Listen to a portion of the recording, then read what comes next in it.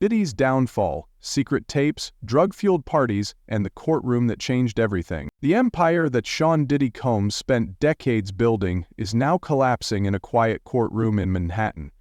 And what's being revealed inside isn't just shocking, it's seismic.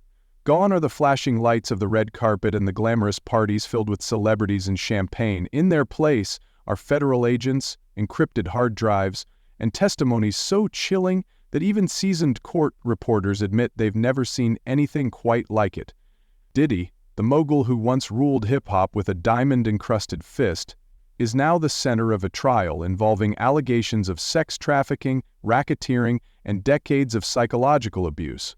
At the heart of the case are two women, Cassie Ventura, his former protege and girlfriend, and a mysterious witness known only as Jane, both of whom have testified that Diddy orchestrated drug-fueled freak-offs, his own term for private, multi-day sex parties, allegedly filled with coercion, ecstasy, and hidden cameras. The court was shown disturbing footage from 2012 and 2014, recovered from Diddy's own encrypted backups, showing multiple women, including Cassie and Jane, in states of visible distress, while Combs filmed everything with eerie precision. Special Agent Deliasa Penland described how the videos were organized, dated, and stored alongside detailed messages from Diddy, requesting women, ordering ecstasy pills, and instructing staff to prep suites at luxury hotels for these events.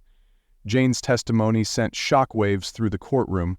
Her voice cracked as she recalled one New Year's Eve freak-off in Los Angeles that lasted over 3 days. She testified that she vomited from the drugs but was still expected to participate, afraid that if she didn't, Diddy would cut her off emotionally and professionally. "I didn't want to lose him," she said, her voice trembling, describing the emotional dependency she had developed. Then came the juror scandal. A black male juror was dismissed after giving inconsistent answers about his residency, prompting Diddy's defense team to suggest racial bias. He was replaced by a white male from Westchester County, subtly shifting the racial makeup of the jury. The optics were brutal, especially in a trial already loaded with conversations around power, control, and race in the entertainment industry. Meanwhile, evidence from the Miami mansion raid was introduced.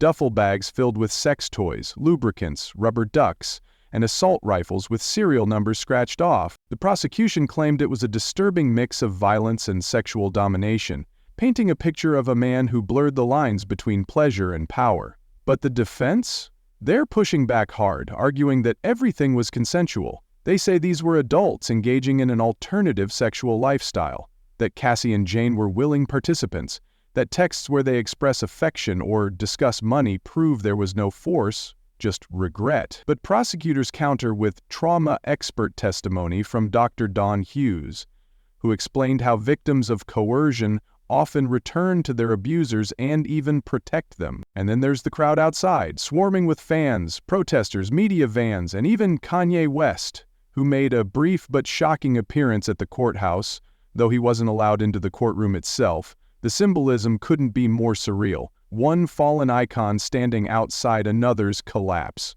As of today, the trial continues with more witness testimony expected, including another anonymous woman who allegedly signed an NDA after being flown out to a private island party hosted by Combs.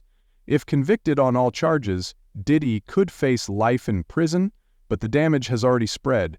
Former collaborators are distancing themselves, brands are pulling deals, and insiders whisper that other big names, executives, artists, and producers, are lawyering up in anticipation of subpoenas. Because what's happening in this trial is bigger than just one man.